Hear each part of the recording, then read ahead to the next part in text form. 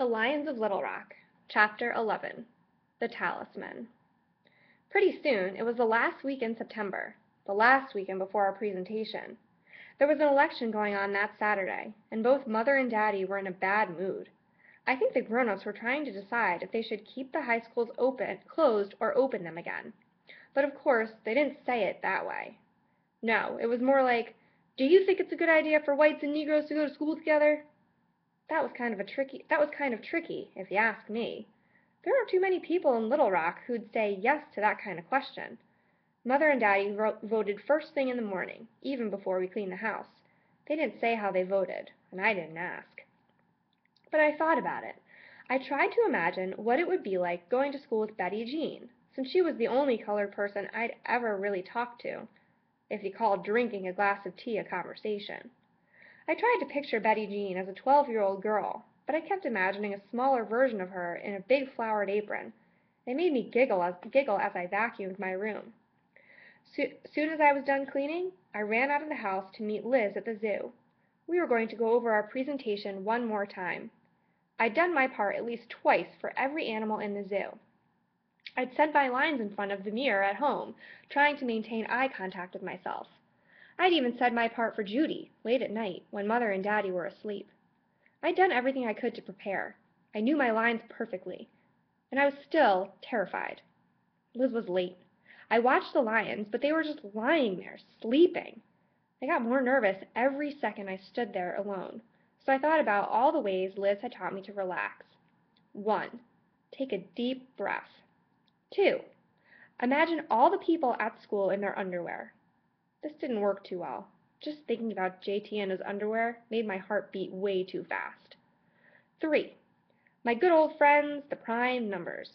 I'd actually told Liz about them, and she hadn't laughed. I'd reached 83 by the time Liz finally appeared. She was clutching a paper bag. "Sorry I'm late," she said. "I've got a surprise for you." "What?"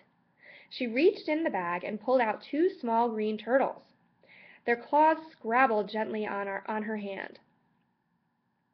"I got them at the variety store," she said. "Let's have a race." "Liz," I said, "we have to practice." Liz waved a hand in the air. "Marley, there's one more rule of giving a presentation I haven't taught you yet." "What?" I should have brought a pencil to write this down. "You have to know when you're done." "But I'm not done," I said. "You know your part cold," said Liz. "Heck, I bet you even know mine too." I shook my head. "Let's go over it a few more times." "Marley, at some point you've just got to believe that you can do it." "Well, I don't." Liz sighed.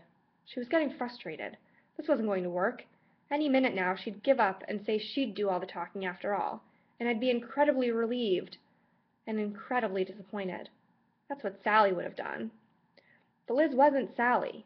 Instead of giving up, she started looking around like she'd lost something on the ground. "What are you doing?" I asked. "Looking for a talisman." "A what?" "A talisman, a good luck charm."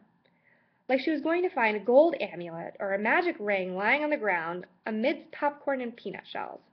After a few moments, she said, "Aha!" and picked up a single black crow's feather. "You've seen Dumbo, right?"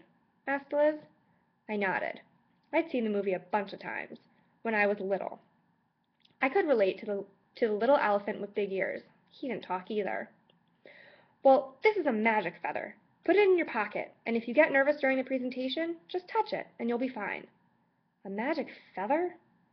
"Yeah," said Liz. "That's kind of silly." "Just try it." "Fine." I held out my hand. Liz placed the feather carefully on my palm. It weighed nothing, just a wisp of air. The feather tickled my hand. But as for making me less nervous, nope, it didn't do a thing. "Better?" asked Liz. I nodded. I didn't have the heart to tell her no. "Good." She pulled out a small bottle from her pocket. "Because I brought nail polish so we can paint our names on the back of the turtles. That way, you'll know for sure that it was mine when it wins." So instead of working, we painted our names on the backs of the tiny turtles to let them run up and down our arms as we waited for the polish to dry. Then we raced the turtles across one of the large stones that made up the lion's den. My turtle won. "Least we know for sure it was mine," I said, and Liz laughed. It was getting late, so we walked down to the ducks and let the turtles go. They slid gently into the murky green water and paddled away. That was really fun, I said. At least it had taken my mind off a presentation for a little while. You'll be fine, said Liz.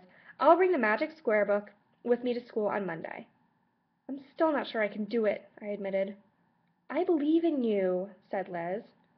Thanks, I whispered. She put her arm in mine, and we turned to go home.